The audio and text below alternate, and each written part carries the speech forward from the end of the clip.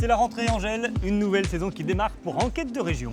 Et c'est la rentrée aussi pour les étudiants et parfois un nouveau départ pour ceux qui se lancent dans la vie active. Une jeunesse pleine de rêves, pleine d'espoir, mais aussi bien consciente des difficultés qui l'attendent.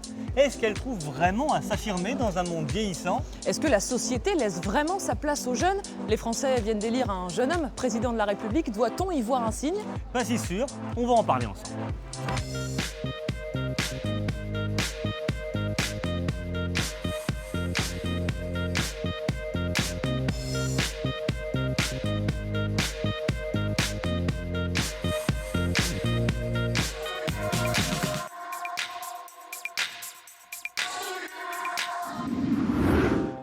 Place aux jeunes, disent les plus vieux, quand ils considèrent qu'ils ont fait leur temps, quand ils ont suffisamment travaillé, gagné, fructifié. Alors, et alors seulement, il est temps pour eux de passer la main. En embuscade, jeunes gens, attendez gentiment le signal de vos aînés et le passage de relais. Votre belle énergie servira à défendre votre pays, votre patrie. Il y a bien eu ces dernières décennies des récalcitrants, des idéalistes et même de jeunes révolutionnaires qui entendaient prendre leur place sans attendre d'être vieux. Aujourd'hui, les désobéissants sont bien élevés et les jeunes pressés avancent à pas feutrés. Certaines âmes bien nées clament même à qui veut les entendre « Je suis jeune, il est vrai, mais ma place, je la prends, n'en déplaise aux fainéants ».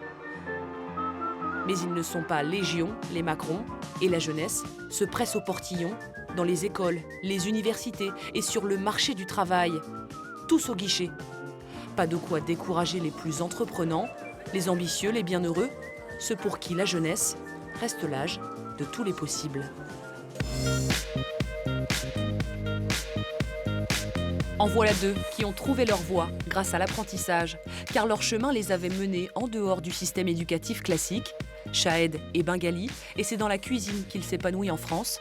Marc-Antoine se forme lui à la vente et espère bientôt obtenir son BTS. Petit à petit, je me suis perdu en fait, je me suis complètement égaré dans mon chemin en fait. Rupture scolaire pour Marc-Antoine. C'était il y a 3 ans. Rupture géographique radicale pour Chahed, dans sa migration vers l'Europe. Elle a profité du rajeunissement de la vie politique française dans le sillage du nouveau président. Siracilla a grandi dans un quartier défavorisé de Saint-Étienne-du-Rouvray. Portrait de cette avocate d'affaires devenue députée de Seine-Maritime. À 37 ans, Siracilla fait partie de la génération Macron. Allez, bonne journée. Bonne journée à vous. Au revoir. Elle a fait en juin dernier son entrée au premier rang de l'Assemblée nationale. Elle veut mettre au service de l'État ses compétences. Bonjour. 34 ans les séparent, pourtant ils sont portés par la même énergie. Rencontre improbable entre Jean-Louis Louvel, chef d'entreprise autodidacte normand, et Guillaume Bénèche, plus jeune entrepreneur français.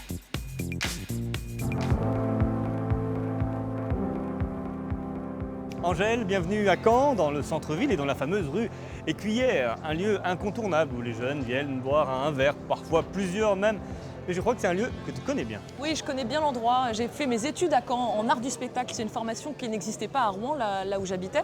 Je me suis beaucoup plu ici. C'est une ville où il fait bon vivre, qui a bonne réputation pour les études. D'ailleurs, je me suis replongée dans ma jeunesse universitaire et je me suis rendu compte que ça avait un petit peu changé. On te suit.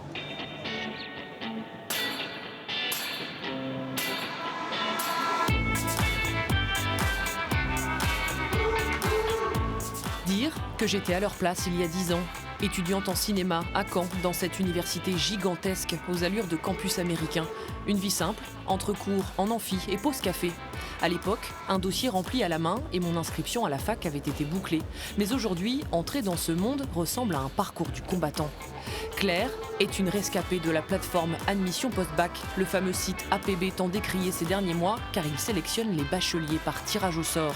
Elle est restée un été dans le flou, jusqu'à être finalement acceptée en fac de sport, plus d'une semaine après la rentrée. Bonjour Claire. Bonjour.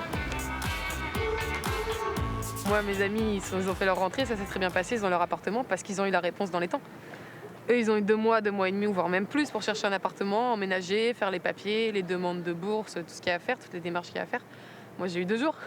En 2 jours, je devais avoir fait une demande d'appartement, les inscriptions en transport en commun, mon inscription à la fac, récupérer mon emploi du temps, rattraper mes cours, trouver où me loger. Enfin, c'est... entre 20 et 30 personnes. Un logement de préférence en ville pour éviter des allers-retours quotidiens entre la fac et Honfleur chez ses parents. Fatigant et surtout trop coûteux. Je quitte le campus à 3 stations de tram du centre-ville. Pratique pour aller faire du shopping, boire un verre entre 2 cours ou aller travailler quelques heures par semaine. La ville compte 30 174 étudiants et la moitié d'entre eux a un petit boulot. Moi, je n'ai pas eu à le faire. Mes parents avaient les moyens de m'aider. Je réalise aujourd'hui à quel point j'étais chanceuse. Maëva a passé 9 mois à travailler dans un fast-food, 10 heures par semaine, poussée par une volonté d'indépendance, pouvoir vivre sa vie librement avec le moins de privations possible. Bonjour Maëva. Bonjour. Tu es en licence 2 de sociologie, c'est ça, je suis à en Caen. deuxième Massé. Et toute l'année dernière, tu as travaillé en parallèle de tes études. Oui, c'est ça. Comment tu as réussi à concilier tes études et le travail? Est-ce que c'était pas trop fatigant? Au début, si, mais après, on prend le pli voilà, après les cours. On sait que, par exemple, je commence à 18h, donc en sortant des cours, j'allais bosser. Je rentrais le soir chez moi et voilà, tout allait bien. Je faisais ma petite vie, je faisais mes cours et après, j'allais me recoucher, quoi. Est-ce que tu as l'impression que tes chances de réussite à la fac ont été réduites à cause de ce travail en parallèle? Je pense qu'à partir du moment où tu travailles un peu pendant l'année, il n'y a pas de souci là-dessus. Mais après, c'est vrai que le week-end, des fois, tu as forcément envie de te reposer un peu et pas d'aller travailler, quoi. Fini la chambre du Crous. Maëva a déménagé cette année dans un vrai appartement pour le même loyer. 50 mètres carrés au cœur de la ville, avec une colocataire et 2 squatteurs. Une fois toutes les charges payées, il reste à Maëva environ 100 € par mois. Ce job est finalement vital, mais tout cela lui semble naturel. J'ai mes parents sur qui je peux compter quand même un peu, puis j'ai quelques pistes de travail, je suis boursière, je touche les APL, donc voilà, je pense que dans ma situation, je suis vraiment avantagée, et puis voilà, j'ai un bel appartement alors que je suis quand même étudiante, donc voilà, après je sais que pour certaines personnes c'est beaucoup plus compliqué, donc je me trouve chanceuse de pouvoir vivre comme ça. Ils sont grands, beaux, sportifs. Ils arborent fièrement les couleurs de leur école et courent tout droit vers la réussite. Clément, François et Alexandre sont nos futurs ingénieurs en bâtiment. Déjà habitués au style de vie du cadre supérieur, ils concilient 40 heures de cours par semaine et sport en tout genre. Bon, François, Clément, Alexandre, quels autres passe-temps vous avez à côté de l'école? On fait du foot, et du foot, du hand, un petit peu de tout. On a même de l'aviron. Ça permet d'avoir un bon équilibre de vie et puis une bonne cohésion de promo, on va dire. S'il y en a un qui a un petit coup de mou, on se motive entre nous. Et... À la vôtre. Nouvelle année. Nouvelle coloc, nouvelle soirée, nouvelle rentrée peut-être. Voilà un sport collectif pour lequel il est plutôt facile de trouver des partenaires. Autour de la table, tous sont étudiants à l'ESITC, École supérieure d'ingénieurs des travaux de la construction, un établissement payant entre 3 et 6 000 € l'année. Prêts à la banque ou parents avec de bonnes situations, ils sont tous ici par choix, car l'enseignement supérieur public ne leur convient pas. Moi, je sais que j'avais vraiment besoin d'un truc où je faisais vraiment du bâtiment ou des travaux publics dès le début, quoi. J'avais besoin d'une école qui est spécialisée vraiment dans le bâtiment et qui fait que ça. Et la plupart des écoles publiques sont des écoles généralistes, du coup, pour les rejoindre là-dessus, et qui ont une option bâtiment, mais qu'on n'est pas sûr d'avoir. S'endetter pour étudier, se voir refuser l'entrée à la faculté, devoir travailler en parallèle des cours, la vie classique d'un étudiant d'aujourd'hui. Mais ce soir, rue de la Soif, l'heure est à la détente. J'ai passé quelques soirées dans ce lieu incontournable de la jeunesse caennaise et j'en garde d'excellents souvenirs. S'amuser, faire des rencontres, c'est surtout ça, être étudiant. On se retrouve Angèle dans cette rue où tu as terminé ton reportage. Ce qui me marque, moi, dans ce que vivent ces jeunes, c'est qu'aujourd'hui, finalement, contrairement à notre époque, ça ressemble comme un privilège en fait, d'entrer à l'université et pourtant il n'existe toujours aucune sélection sur dossier. Non, le choix des études supérieures se fait depuis 2009 via une plateforme informatique appelée APB, on en a entendu parler, Admission Post-Bac. Et depuis quelques années, il y a plus de demandes que de places, donc il faut faire le tri. Forcément, ça fait des déçus, voire des laissés pour compte. D'ailleurs, le gouvernement a décidé de supprimer cette plateforme APB, en l'état en tout cas, dès l'année prochaine. Et je te propose maintenant d'aller voir 2 étudiantes pour qui tout ça est déjà très loin.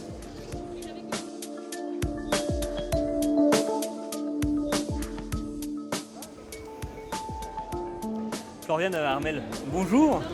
Bonjour. Pour toutes les deux, le système APB, il est déjà loin. Armelle, tu es en 4e année d'école d'ingénieur en travaux de la construction. D'ailleurs, tu viens tout juste de passer ta soutenance de stage. Pour toi, Floriane, c'est première année de master MEF. MEF, ce sont les métiers de l'enseignement. Tu veux devenir prof de maths.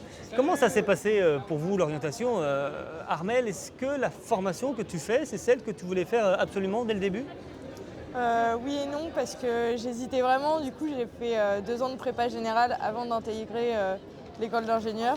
Ces 2 années, elles m'ont vraiment permis de réfléchir à ce que je voulais et être sûre de mon choix.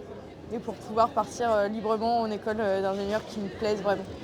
Et toi, Floriane, tu as toujours rêvé d'être professeur de mathématiques? Non, du tout. À la base, je voulais faire vétérinaire, comme beaucoup d'enfants. Et je suis allée jusqu'en prépa. Malheureusement, ça n'a pas abouti. Donc il a fallu que je me réoriente et c'est là que le métier de professeur est venu à moi. Floriane, les frais d'inscription à la faculté s'élèvent à quelques centaines d'euros. Il y a à côté la nourriture, le loyer, les loisirs éventuellement. Comment tu gères ton budget? Moi, j'ai la chance d'avoir mes parents qui peuvent m'aider financièrement à côté. Après, je touche aussi les APL et je travaille l'été pour avoir un peu d'à côté tout au long de l'année. Pas de travail en parallèle des études toute l'année? Ça, c'était hors de question pour toi? Oui, pour moi, ça ne me semblait pas possible de réussir dans ces conditions-là. Armelle, pour toi, le budget, c'est d'abord un prêt étudiant que tu as souscrit pour payer l'école et puis tes frais. Un prêt étudiant, ça veut dire que tu vas commencer à rembourser quelques années après être sorti de l'école. Est-ce que ça ne crée pas une obligation à réussir finalement? Oui, tout à fait, parce que je vais commencer à rembourser mon prêt que 2 ans après mon diplôme, ce qui me laisse déjà le temps de me mettre en place dans la vie active. Mais après, c'est sûr qu'il y a une petite pression, mais je me l'inflige à moi-même, donc c'est plus facile à gérer. Et en plus, je le vis plutôt bien parce que j'ai des plans de secours au cas où j'aurais besoin de refaire une année ou autre. Et finalement, je profite pleinement de ma vie étudiante sans trop me soucier de l'argent pour l'instant. Sans peur de l'avenir? Non, parce que je suis dans un secteur, la construction, où il y a pas mal d'embauches et une garantie d'emploi qui est à 99%. Donc je ne me soucie pas du remboursement de mon prêt à l'avenir. C'est pour ça aussi, Floriane, que tu as fait ce choix d'études. Professeur, c'est pour la garantie de l'emploi, un petit peu comme Armelle? C'est vraiment le métier en lui-même qui me plaisait plus que les à côté qui en découlent. Tu as l'assurance de travailler quand même en faisant ces études. Oui, c'est un avantage non négligeable, ça c'est sûr. Merci. Merci beaucoup, mademoiselle. De rien.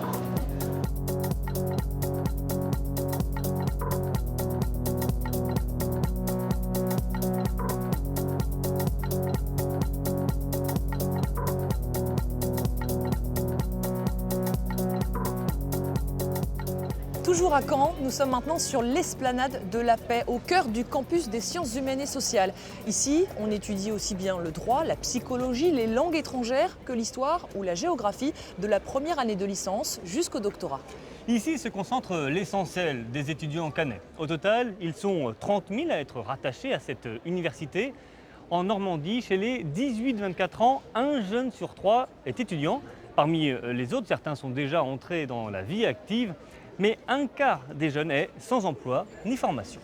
Et parmi les étudiants, près d'1 sur 2 travaillent pour financer ces études. Une contrainte qui peut mettre en péril leur réussite. Le salariat est la première cause d'échec à l'université. Bonjour Maud. Bonjour. Maud Zapata, vous êtes la présidente caennaise de l'UNEF, l'Union nationale des étudiants de France. Vous aussi, vous travaillez pour financer vos études.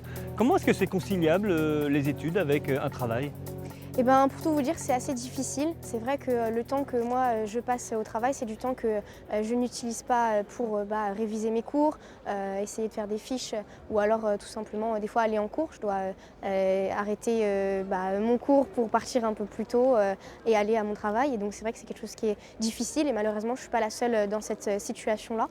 Donc voilà, aujourd'hui c'est 1 étudiant sur 2 qui est obligé de se salarier pour financer ses études. Et ça met en péril votre scolarité ?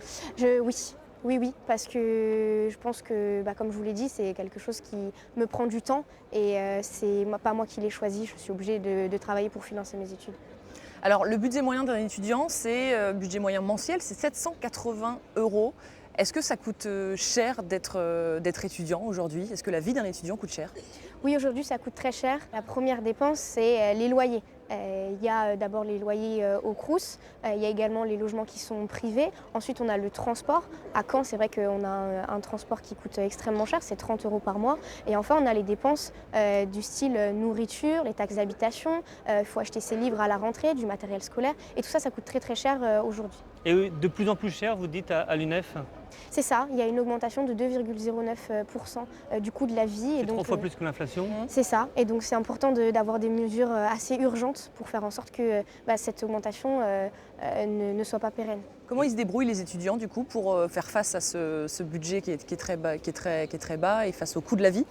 Eh bien, il y a des aides. On peut être boursier au Crous, on peut également avoir de l'aide de la part de la région, mais sinon, majoritairement, c'est soit nos parents sont derrière pour nous financer un minimum, soit on est obligé de travailler. Être étudiant aujourd'hui à Caen, dans un campus comme celui-ci, en termes de qualité des études, ça se passe comment? Je dirais qu'on a quand même une fac qui est assez à l'écoute des étudiants. Cependant, ils font un peu comme ils peuvent parce qu'il y a de moins en moins d'investissements financiers de la part du gouvernement dans les universités. Et donc j'ai l'impression que c'est un peu toujours une situation d'urgence. On essaye de régler une situation de façon urgente pour pallier à un problème et on ne le règle pas vraiment en profondeur. La rentrée universitaire a été mouvementée à Rouen en raison de ces conditions d'études. Est-ce qu'à Caen, il y a aussi des problèmes et qu'est-ce qui pêche sérieusement pour les étudiants ici sur les campus? Il y a de plus en plus d'étudiants et donc il faut que les infrastructures s'adaptent. Il faut également recruter plus de personnel, des professeurs pour qu'ils puissent être chargés de travaux dirigés. Il faut également ouvrir un peu plus les filières, notamment en STAPS, en psycho, où il y a beaucoup de demandes et les étudiants sont obligés de s'inscrire dans une autre filière pour redemander l'année prochaine la filière de leur choix et ça c'est quelque chose qui est très compliqué à gérer. Alors si on vous entend bien, ça coûte cher, la qualité des études n'est pas géniale. Au final, être étudiant aujourd'hui en 2017, c'est quelque chose de sympa ou pas vraiment?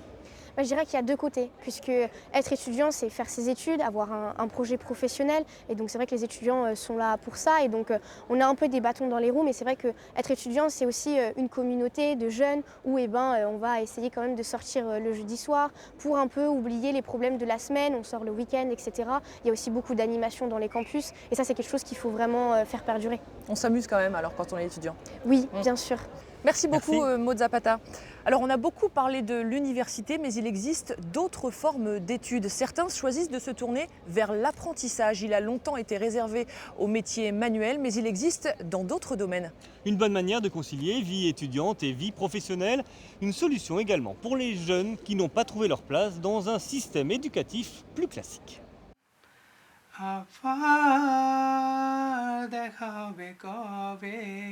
Je m'appelle Moghol Shahid, je viens de Bangladesh, je suis 21 ans. Je m'appelle Marc-Antoine Nittard, j'ai 21 ans. Ont-ils d'autres en commun que leur âge et la musique?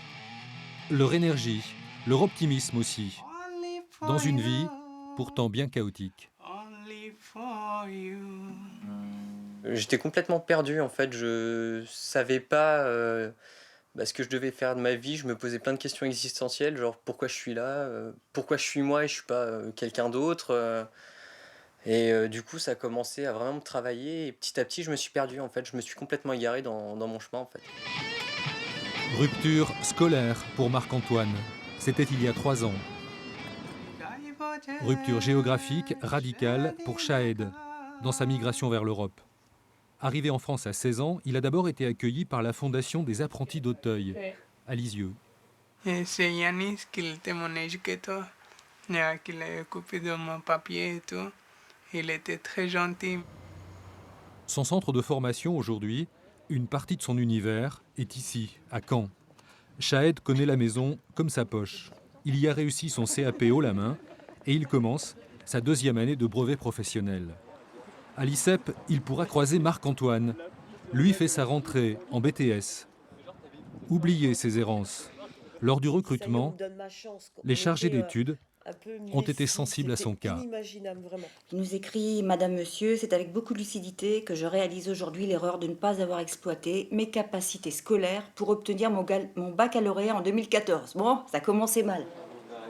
J'ai décidé de l'appeler et son discours m'a complètement bouleversée parce qu'il a commencé à m'expliquer ce qui s'était passé.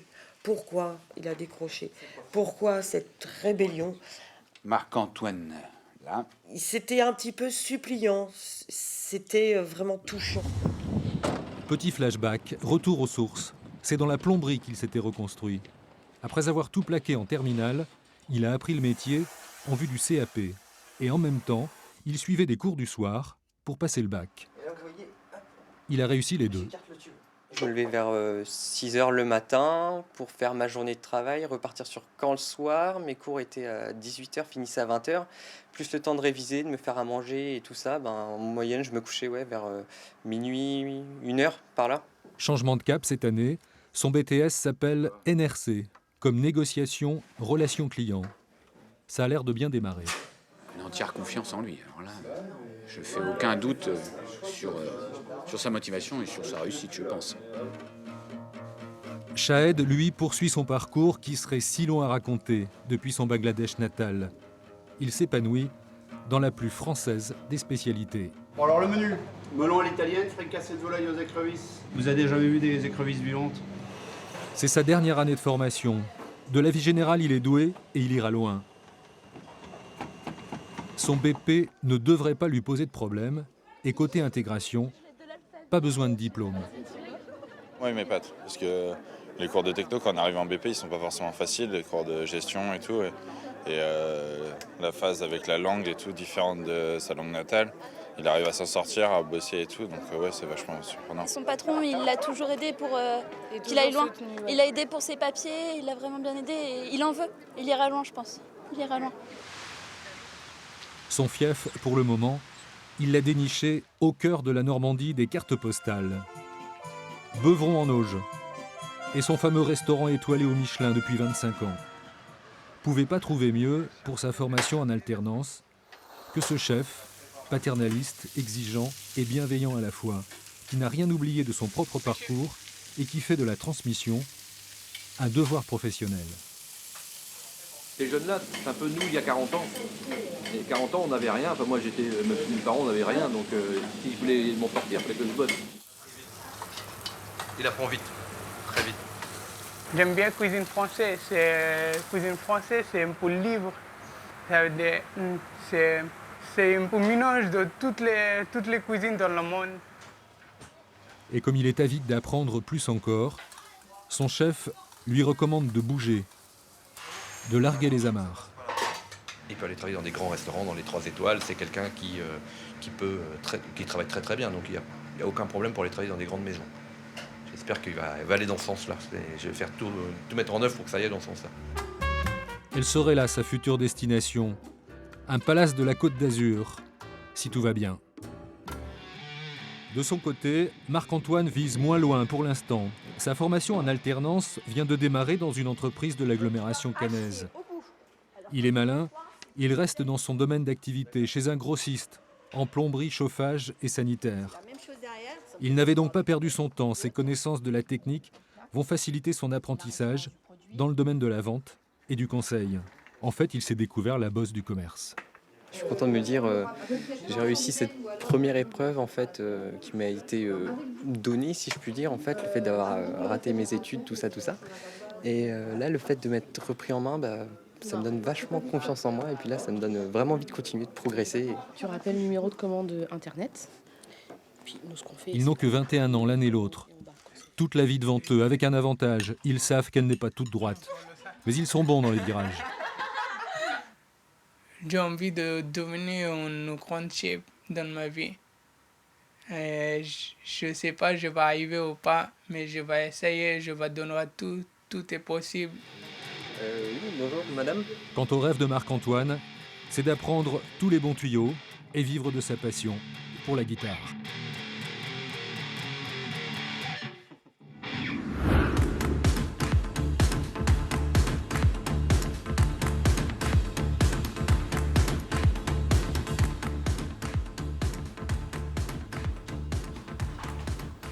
Gérard Boutseul, vous êtes sociologue, spécialiste des jeunes en situation de déscolarisation. On vous retrouve dans l'une des bibliothèques de ce campus. Vous travaillez notamment sur le décrochage scolaire et les parcours complexes. On vient de voir dans le reportage l'exemple de jeunes qui ont réussi à rebondir grâce à l'apprentissage. Est-ce que c'est l'apprentissage qui permet ça ? Les jeunes scolaires comme les jeunes universitaires qui sont un peu en rupture, en limite de rupture, ont besoin d'un temps de latence, on appellera, qui peut aller parfois jusqu'à 2 ans, sans être véritablement en échec. Ils ont des expériences alternatives, donc ça peut les orienter vers autre chose, le cas échéant, vers une expérience plus concrète via l'apprentissage. Mais c'est sans doute pas le moteur à proprement parler de l'apprentissage. À vous entendre, il est normal d'avoir des parcours complexes ? Tout à fait, c'est très mal valorisé, voire ignoré par le système éducatif français. Dans une enquête d'il y a quelques années, on avait chiffré à peu près un peu moins d'1 sur 5 qui seraient des parcours atypiques, pas en ligne droite tels qu'ils sont valorisés, comme si on voulait tous aller à l'Académie française. Pourquoi est-ce que les jeunes abandonnent à l'occasion leur cursus ? Qu'est-ce qui fait qu'ils abandonnent ? À l'université, ce qui est spécifique, c'est qu'il y a d'un côté des étudiants qui étaient des plutôt bons élèves scolairement parlant dans le secondaire et qui poursuivent le même format d'études et qui ne répondent plus aux exigences de l'enseignement supérieur. Et on ne comprend pas dans ce cas-là pourquoi on est perdant. Et l'autre aspect qui fait qu'on peut rompre, c'est les expériences alternatives. On peut s'engager pour une association. Je connais un étudiant là, très bien récemment qui est parti en Asie centrale pour une ONG plutôt que de poursuivre son cursus. En quoi le milieu social, l'endroit géographique où l'on est né, où l'on a grandi, a une influence dans ces parcours, dans la réussite de ces élèves ? Pour définir un projet professionnel, on a observé qu'il fallait avoir voir vraiment physiquement autour de soi le champ des possibles. Que ce soit chez des frères, des sœurs, des cousins, des voisins ou par quelqu'un, un ami, un voisin, qu'on ait la possibilité de voir que quelque chose est possible. Ces jeunes, cette génération de 2017, à quoi est-ce qu'elle ressemble ? Elle expérimente. C'est un peu le fait nouveau qui se confirme. Il y a diverses enquêtes qui ont été faites à ce sujet-là. On a parlé de génération, pourquoi, de génération ceci.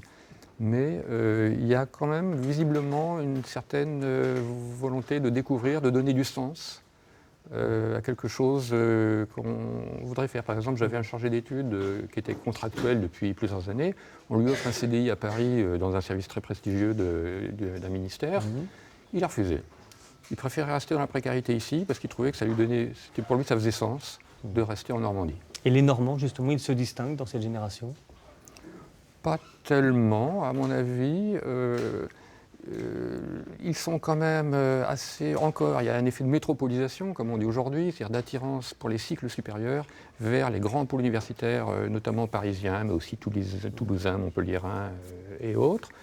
Mais on ne peut pas dire qu'il y ait une culture propre des jeunes Normands. Il n'y a pas moins d'ambition ici qu'ailleurs.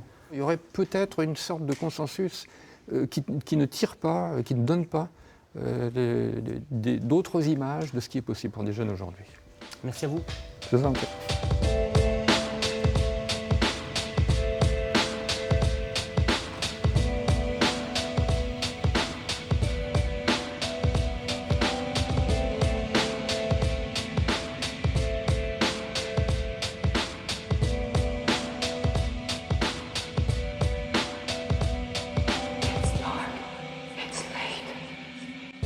Changement de décor, Erwan, on a quitté le centre-ville de Caen pour les Hauts-de-Rouen, un quartier défavorisé classé zone d'éducation prioritaire où les jeunes sont très nombreux. Ici, près d'1 habitant sur 2 a moins de 24 ans.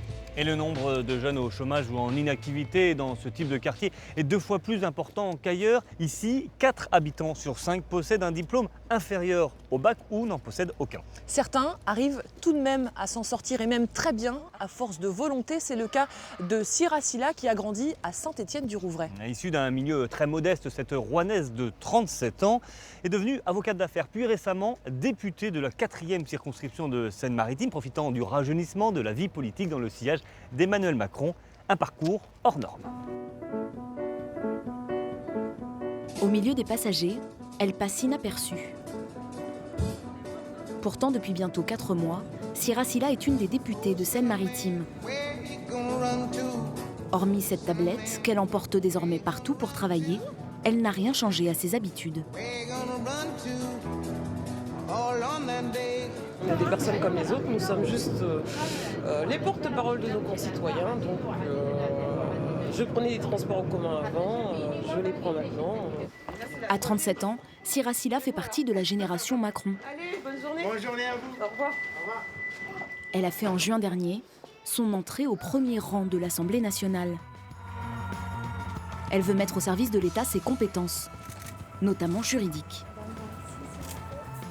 Car cette Normande est avant tout avocate en droit social au barreau de Rouen. Et même si le temps de son mandat, elle a décidé de quitter sa robe d'audience, rejoindre l'ordre des avocats a été pour elle la consécration. Ça m'a toujours passionnée. En fait, petite, c'était là défendre la veuve et l'orphelin. Je trouve que c'est un métier formidable où on donne beaucoup de son temps, où il faut aussi faire preuve de dévouement. Pourtant, l'avenir n'était pas tout tracé pour Siracilla. Elle est originaire de Saint-Étienne-du-Rouvray, une commune populaire de la banlieue rouennaise. Ici, dans certains quartiers, le taux de chômage dépasse les 40%. Tu ne sais pas, mais je suis députée maintenant. C'est bien, félicitations.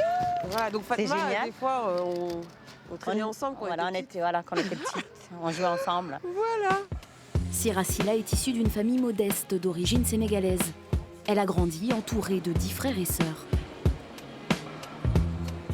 Elle était chauffeur de bus et ma mère au foyer, mais aussi elle a fait des ménages, elle a travaillé aussi. Donc milieu modeste, mais on a bien vécu, on a manqué de rien. Elle apprend très jeune la valeur du travail. Quand on a un père qui est arrivé du Sénégal à 17 ans, qui a travaillé toute sa vie, je veux dire, des fois, il n'y a pas besoin de parler. On voit qu'il se lève tôt, des fois, il se lève à 3h30, 4h du matin pour aller bosser. Bah, voilà, tout était cadré. Malgré son nouvel emploi du temps chargé, la députée trouve toujours un moment pour sa famille. Bon, ça va, ça a été ? Oui. Ses sœurs gardent son Yorkshire, Marley, exclu du Palais Bourbon. Une façon de continuer à soutenir celle qui les a toujours impressionnés par son sérieux. Dès son plus jeune âge, je vous dis, elle était intéressée par la politique et donc elle était à côté de son papa sur le canapé. Donc tous les deux à regarder les émissions politiques 7 sur 7 le dimanche. Quand on avait des mauvaises notes, bon ça m'arrivait pas tout le temps, mais les professeurs nous disaient prends exemple sur Sira. Est-ce que Sira peut assister au conseil de classe? Sira ceci, Sira cela.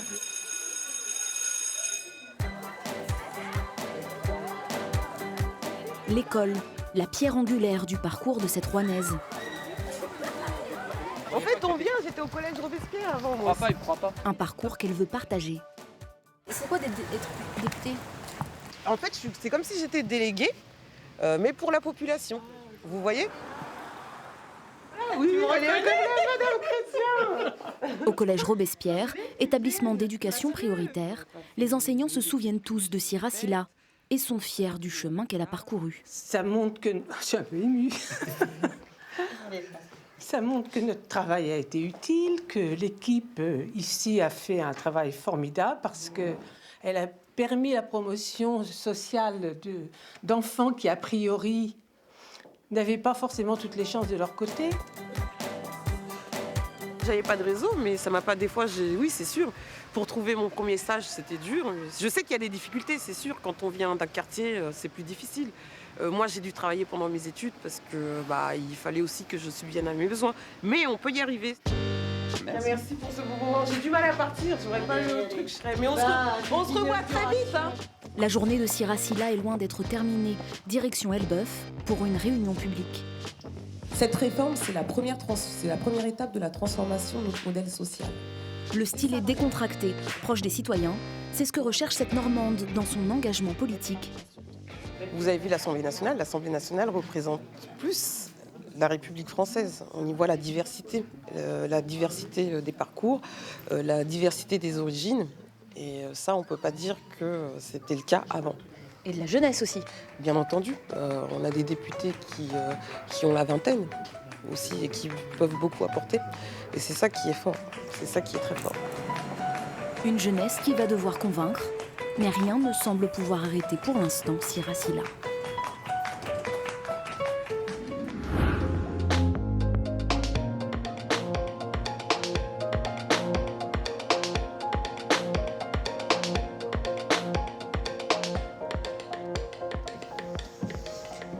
Bonjour Laurent Bonjour. Châtaignier, vous êtes un enfant des Hauts-de-Rouen, vous êtes éducateur spécialisé, vous travaillez avec cette jeunesse. Qu'est-ce que vous pensez du parcours de Siracilla qu'on vient de voir? Est-ce que c'est un parcours d'exception? Alors, oui, évidemment. Ensuite, il n'est pas à décrier, mais c'est pas la vie de la majorité des jeunes qu'on peut croiser dans ces territoires-là. Alors, je ne vais pas me lancer dans la socio, mais effectivement, la plupart des jeunes évoluant sur ces quartiers-là, on connaît tous un peu les statistiques, sont des jeunes qui rencontrent des difficultés dans leur parcours de scolarité, qui rencontrent des difficultés dans leur accès à l'emploi et qui, tant bien que mal, essayent de franchir toutes les étapes, tous les murs qui se posent devant eux pour accéder à l'emploi. Alors forcément, on n'a pas autant de chances de réussir quand on vient de 5 quartiers comme celui-ci que quand on vient du centre-ville de Rouen? Mais non. La difficulté, c'est qu'effectivement, on est sur des territoires où la référence scolaire n'est pas forcément quelque chose de porteuse, vecteur de réussite ou symbole de réussite. Pour nombre de jeunes, ils ont l'impression d'avoir tous un cousin, un frère aîné, une sœur, etc., qui a fait des études et puis qui se retrouvent malgré tout au chômage, face à un mur, face à des employeurs qui rejettent leur origine, qui rejettent, alors quand je parle d'origine, je parle d'origine territoriale, d'origine culturelle. Il y a un certain nombre de discriminations, effectivement, qui ne favorisent pas les parcours d'insertion de ces jeunes. Pourquoi ils n'ont pas de perspective du tout, d'avenir du coup, ou moins qu'un enfant qui vivrait ailleurs? Ils en ont, mais elles sont plus compliquées. Elles sont beaucoup plus compliquées. C'est-à-dire que le parcours, si on reprend les chiffres, notamment des missions locales, je vais parler celle de Rouen que je connais le mieux, l'insertion dans la vie active des jeunes non scolarisés, avec un bas niveau de qualification, etc., c'est en gros 27-28 ans. Ça veut dire que ces jeunes passent de leur sortie scolaire jusqu'à l'insertion dans la vie active des années à essayer de trouver une formation qui va être rémunérée, trouver un employeur qui veut bien le prendre pour faire un stage, oui c'est ça, multiplier les petites expériences qui va leur permettre un jour d'être acceptés dans une entreprise. Alors la société n'aide pas, vous dites, mais est-ce que les politiques aident? Est-ce qu'il existe des politiques efficaces pour essayer de changer les choses? Alors efficace, ça se saurait.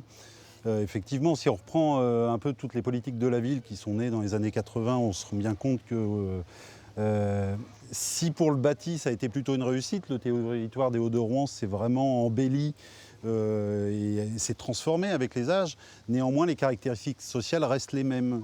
Le revenu médian est de 7 000 €. La réussite, si je suis jeune aujourd'hui sur les Hauts-de-Rouen, ça va être plus compliqué pour moi de m'insérer dans la vie active qu'un jeune qui sort de Corneille, issu du centre-ville, etc. Donc il faut leur faire confiance, les encourager, c'est ça la clé? Il faut surtout leur faire confiance.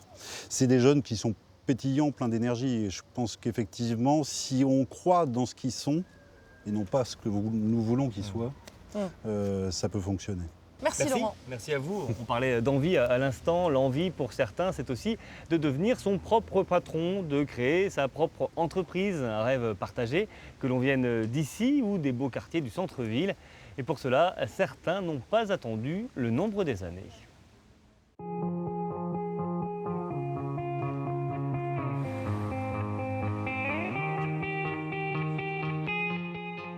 J'ai fait mon école et au lieu de faire un stage de 6 mois, j'ai fait ma création d'entreprise. Pour moi, c'était le bon moment de le faire, je pense. Se lancer jeune, dès 25 ans, une évidence pour Tom. Avec un ami diplômé d'une école de commerce, ils ouvrent en 2015 une boutique d'objets connectés.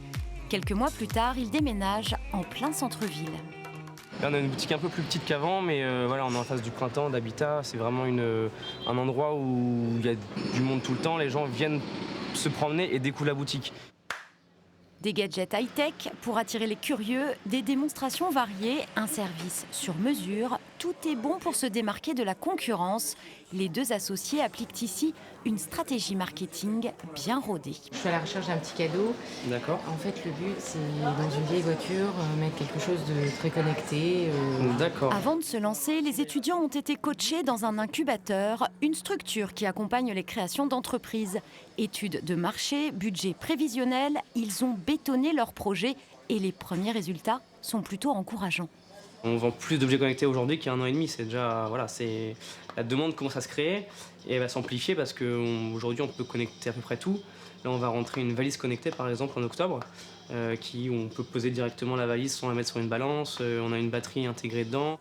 Et si la boutique tourne, les patrons, eux, ne se dégagent pas encore de salaire. Le chiffre d'affaires couvre les charges et notamment le coût de l'emplacement. Tom jongle donc entre RSA et solidarité familiale, mais pas de quoi rougir face à des amis salariés. Il connaît le prix à payer pour être son propre patron.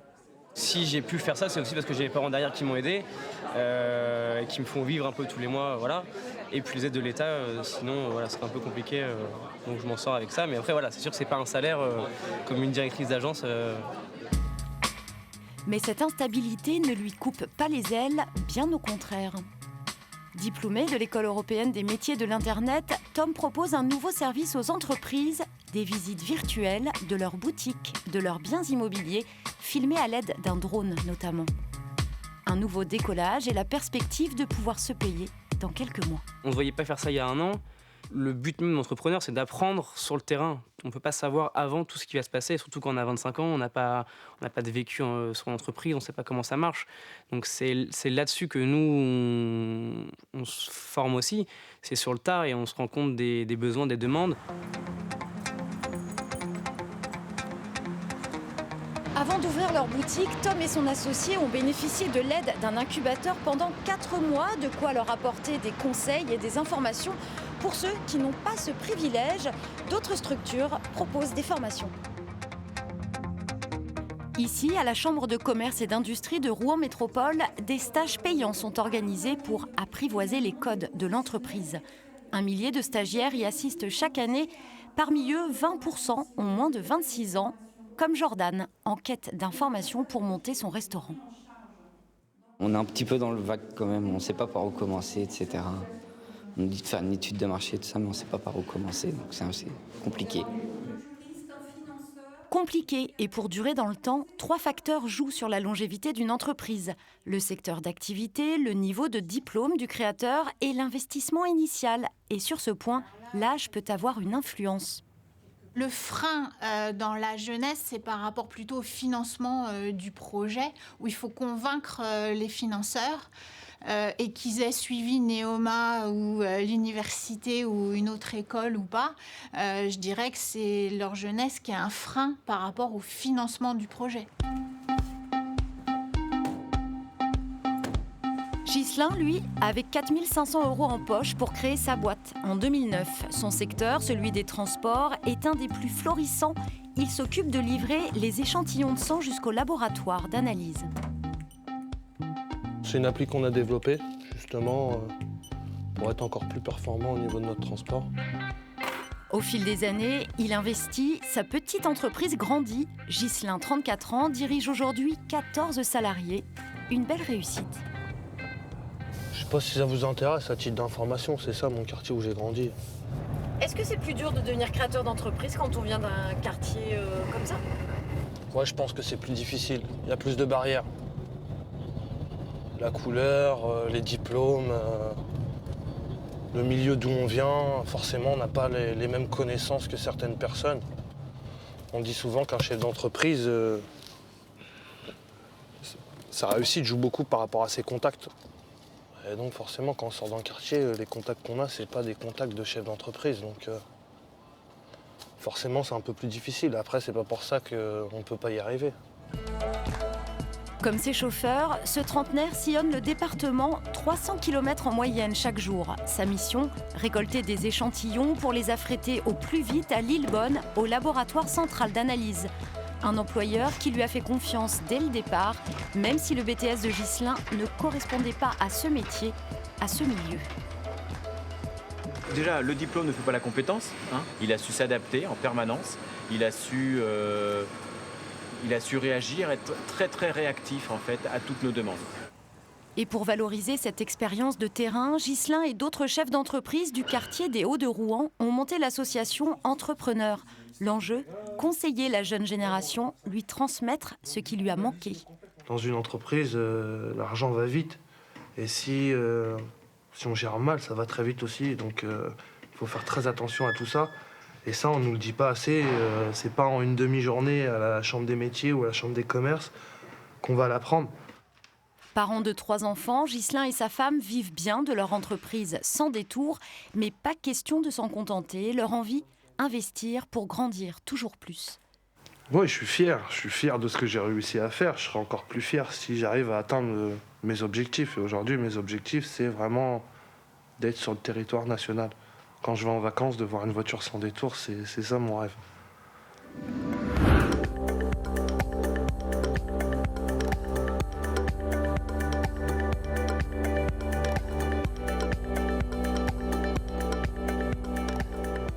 Pour terminer cette émission, on a choisi de confronter 2 générations, 2 parcours atypiques portés par la même énergie. Jean-Louis Louvel, Guillaume Bénèche, bonjour. On vous retrouve devant le tout nouveau centre de formation des apprentis sur les Hauts de Rouen, toujours. Jean-Louis Louvel, vous êtes entrepreneur, vous êtes parti de rien il y a près de 30 ans. Aujourd'hui, vous êtes à la tête d'un groupe de plus de 2000 personnes. Guillaume Bénèche, pour votre part, vous êtes écrivain, éditeur, vous n'avez toujours pas le bac, mais à 17 ans, vous êtes considéré comme le plus jeune entrepreneur de France. Jean-Louis Louvel, est-ce que vous vous retrouvez dans le portrait de ces 2 jeunes entrepreneurs que l'on vient de voir à l'instant ? Évidemment, parce que quand on connaît mon parcours d'autodidacte, puisque j'ai démarré sans rien, sans argent, avec juste une petite idée où tout le monde m'a toujours dit d'ailleurs tu n'y arriveras pas, c'est impossible, qu'est-ce que tu veux faire dans ce métier-là. J'ai pas eu le temps de faire une étude de marché, etc., comme dans le reportage. Et puis avec de la volonté, du travail, la capacité d'apprendre très vite, on peut faire de belles choses. Guillaume Bénèche, vous avez créé votre propre maison d'édition à 15 ans. Est-ce que vous avez l'impression de faire partie d'une génération entreprenante ? Je pense qu'aujourd'hui, on est dans une génération qui a envie de se bouger, qui a compris qu'au final, on ne les aiderait pas forcément, ces jeunes qui sont là aujourd'hui à passer leur bac, à entrer à l'université. Et je pense qu'aujourd'hui, on est dans une génération, grâce à Internet et les nouvelles technologies notamment, qui a accès à beaucoup de choses beaucoup plus facilement. Et je pense que ma génération, oui, va se bouger et va avoir envie d'entreprendre de plus en plus. Jean-Louis Louvel, vous la voyez comment, vous, cette jeune génération ? Je vois justement une génération qui a beaucoup changé, puisque notamment dans diverses activités comme la N-Factory où on aide les jeunes, on partage de l'expérience, on voit que maintenant très jeunes, ils ont envie d'entreprendre. D'ailleurs, c'est un signe très positif pour notre pays et c'est un signe très optimiste, puisque ça fait plaisir de voir une génération qui a envie d'entreprendre. Mais ça n'était pas le cas à votre époque ? À notre époque, c'était plus difficile parce que tout de suite, c'était réservé les entrepreneurs d'un côté, limite même patrons, salariés, c'était ça, alors que la nouvelle génération est beaucoup plus collaborative et dans le partage. Et vous, votre credo, c'est d'aider aussi cette nouvelle génération. C'est important pour vous. Pourquoi et comment vous l'aidez ?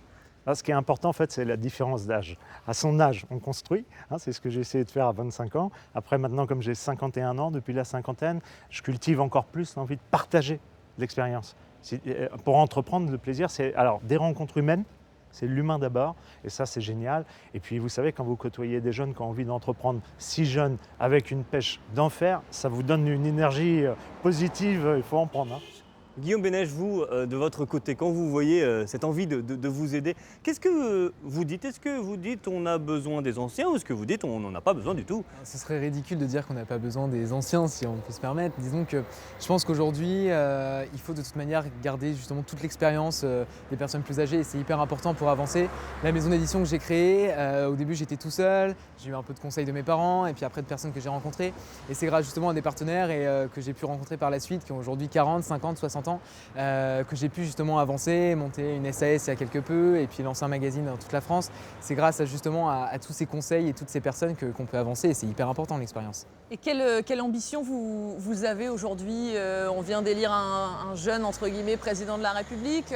Voilà, est-ce que vous vous reconnaissez en lui ? Est-ce que ce rajeunissement de la politique vous donne envie d'en faire peut-être ? Quelle ambition vous avez ? Je pense que ce rajeunissement de la politique donne surtout envie de croire peut-être un peu plus en notre pays et au côté Startup Nation qu'Emmanuel Macron justement a proclamé il y a quelques temps.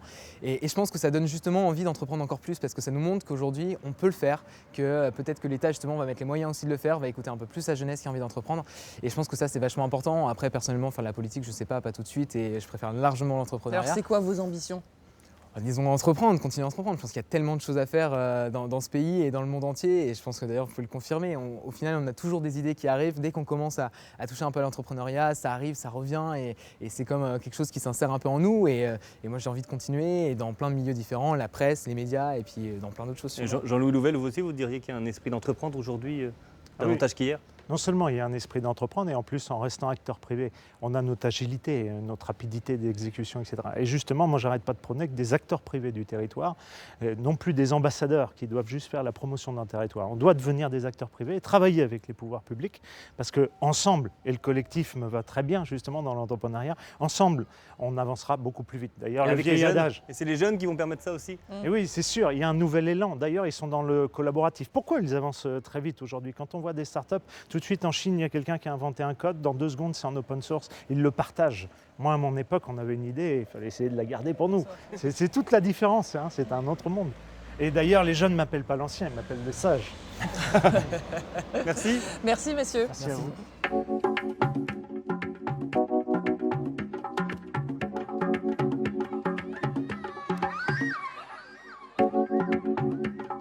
On l'aura compris, il n'y a pas une jeunesse, mais une multitude de façons de la vivre, qu'elle soit ambitieuse, insouciante, pleine de rêves ou de désillusions. L'exemple de certains montre que la jeunesse doit prendre sa place plutôt que d'attendre qu'on la lui laisse à méditer.